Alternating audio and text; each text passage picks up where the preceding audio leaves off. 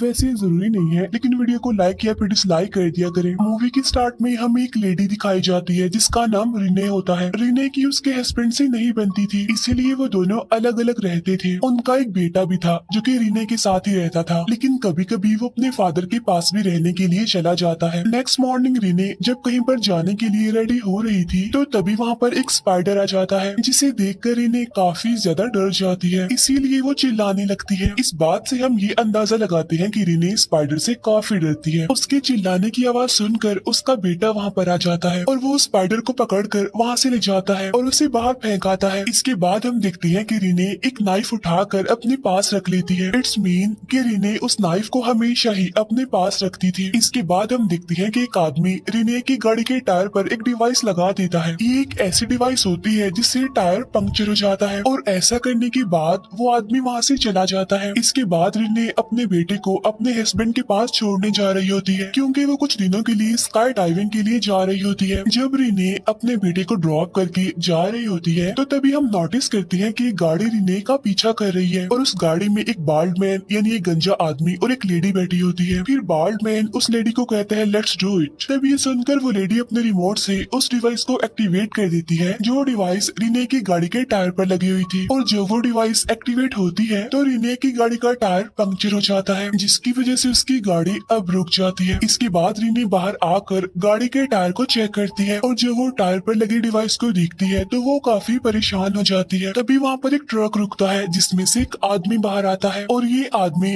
Rinne की गाड़ी का टायर चेंज करने में उसकी हेल्प करता है। वहीं पर वो बाल्ड मैन यानी गंजा आदमी और वो लेडी अपनी गाड़ी में बैठकर उन्हें देख रहे होते हैं। इसके बाद उसी ट्रक में से एक और आदमी बाहर आता है और वो रिने को इलेक्ट्रिक शॉक देकर उसे बेहोश कर देता है। इसके बाद वो बाल्ड मैन और वो लेडी भी अपनी गाड़ी से बाहर आ जाते हैं। इसका मतलब ये था कि वो सारे आपस में मिले हुए थे। इसके बाद वो रिने को बांधकर उसे ट्रक में ले आते हैं जहाँ पर एक लेडी डॉक्टर होती है। इसके बाद वो रिने को वहाँ से ले जाते हैं। ट्रक में जब रिने को होश आता है तो वो अपना नाइफ निकाल कर अपने शू में रख लेती है। इसके बाद वो लोग रिने को एक अंडरग्राउंड प्राइवेट लैब में ले आते हैं, जहाँ लाकर उसे एक स्ट्रेचर पर बांध दिया जाता है। वहाँ रिने एक आदमी को देखती है और उसे भी स्ट्रेचर के साथ बांधा हुआ था और वो आदमी रिने को एक G1012X नाम की कोड के बारे में बताता है, लेकिन रिने को उसकी बात समझ नहीं आती। इसके बाद वो लोग रिने को एक रूम में ले आते हैं और डोर बंद कर दिया जाता है। अब यहाँ पर रिने खुद को आजाद करने की काफी कोशिश करती है, लेकिन वो ऐसा नहीं कर पाती क्योंकि उसे काफी मजबूती से बांधा गया था। वो अपना नाइफ शू से निकाल कर हाथों में पकड़ने की कोशिश करती है, लेकिन तभी उसे वहाँ पर एक आदमी की आवाज सुनाई देती है। वो आदमी रिने को अपने बारे में बताता है। असल में ये आदमी रिने के साथ वाले रूम में कैद था, जो रिने से विंडो के थ्रू बात कर रहा था। वो आदमी रिने को बताता है कि ये लोग हम पर एक्सपेरिमेंट कर रहे हैं, जिसमें ये लोग जबरदस्ती लोगों को उनके डर का सामना करवाते हैं। यानी लोग अपनी लाइफ में जिन चीजों से डरते हैं उन्हीं चीजों को ये लोगों के सामने लाकर उन्हें डर का सामना करने के लिए कहते हैं। फिर थोड़ी देर बाद एक लेडी डयान और वही बाल्ड मैन वहाँ पर आ जाते हैं और यहाँ पर वो लोग रिने पर भी अपना एक्सपेरिमेंट स्टार्ट कर देते हैं। इसके कुछ टाइम बाद एक डॉक्टर भी वहाँ पर आता है। असल में जितने भी डॉक्टर्स और उनके साथ जो लोग होते हैं वो ही इस एक्सपेरिमेंट को लीड कर रहे थे। इसके बाद वो रिने को एक इंजेक्शन लगाते हैं जिसमें ऑरेंज कलर का ड्रग था। उस इंजेक्शन के लगते ही रिने अपने सेंसेस यानी अपने होश खोने लगती है। इसके बाद वो रिने को एक सीक्रेट रूम में ले आते हैं। वहाँ ये लोग रिने पर एक स्पाइडर छोड़ देते हैं। अब क्योंकि रिने का डर स्पाइडर ही था, इसीलिए वो बहुत ज्यादा डर जाती है और वो चिल्ला चिल्ला कर उनसे कह रही होती है कि प्लीज मुझे छोड़ दो, लेकिन वो लोग फिर भी उसे नहीं छोड़ते और वो स्पाइडर रिने को काटता रहता है।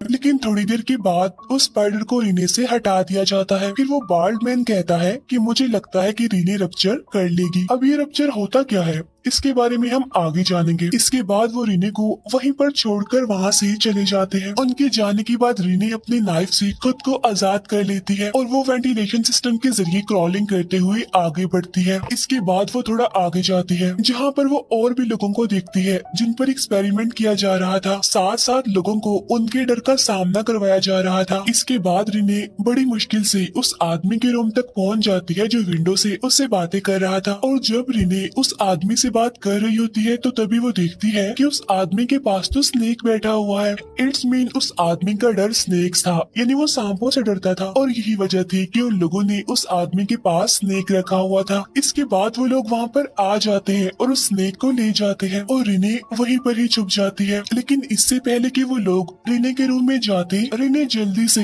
अपने रूम में आ जाती है और खुद को स्ट्रेचर से बांध लेती है। इसके बाद वो लेडी डायान वहाँ पर आकर रिने को एक कोड के बारे में बताती है। वो बताती है कि G1012X असल में एक जेनेटिक कोड है जो सभी इंसानों की बॉडी यानी क्रोमोसोम्स में होता है और वो लोगों के डर की मदद से उस कोड को एक्टिवेट करके लोगों के डीएनए को चेंज कर देते हैं और इस प्रोसेस को रप्चर कहा जाता है। और डीएनए के बदलने से लोग खुद को एक नया रूप दे सकते हैं, यानी वो अपनी स्किन को भी चेंज कर सकते हैं, लाइक स्नेक जो अपनी पुरानी स्किन को नई स्किन में बदल देते हैं। इट्स मीन वो अपनी पुरानी स्किन उतार कर नई स्किन लगा सकते हैं। अब इस बात का यकीन दिलाने के लिए डायान अपनी आईज स्नेक जैसे ही बना लेती है और वो अपना रूप बदलने लगती है, यानी वो अपनी स्किन अपने फेस को पूरी तरह से चेंज कर देती है। और जब डायान ऐसा कर रही होती है तो रिने एक सिरिंज को चुपके से अपने हाथ में पकड़ लेती है और अब डायान जैसे ही उसके पास आती है तो रिने उसे सिरिंज से डायान को स्ट्रैप करती है और वहाँ से चली जाती है। इसके बाद वो एक और लैब में जाती है जहाँ उसे उसके जैसे बहुत सारे सब्जेक्ट्स के डीएनए सैंपल मिलते हैं और वहाँ पर उन सब्जेक्ट्स के नाम भी लिखे हुए थे, यानी ये उनके नाम थे जिन पर एक्सपेरिमेंट किया जा रहा था। अब वहाँ पर रिने का नाम भी लिखा हुआ था लेकिन उसका सैंपल नहीं था वहाँ पर, क्योंकि सैंपल लेना अभी बाकी था। और तभी वहाँ पर एक डॉक्टर और बाल्ड मैन आ जाते हैं। तब रिने जल्दी से वहाँ पर छुप जाती है। अब यहाँ पर वो लोग रिने के डीएनए के बारे में बात कर रहे थे। दूसरी तरफ रिने